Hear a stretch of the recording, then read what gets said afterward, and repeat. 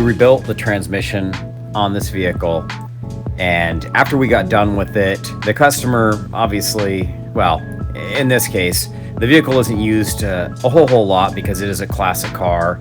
You know, it's just a Sunday vehicle, and also we get a lot of rain here, so a lot of people don't like to drive their vehicles in the rainy Washington, so they tend to sit a lot in the garage. And this vehicle's up on a lift in the customer's garage so they can fit more vehicles. And one of the things they noted after we got done doing the transmission was that transmission fluid would leak out of the transmission really bad after a couple of weeks.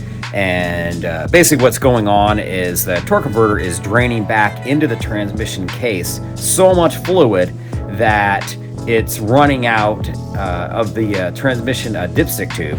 And the dipstick tubes are pretty short on these. They're kind of tucked under the exhaust manifold.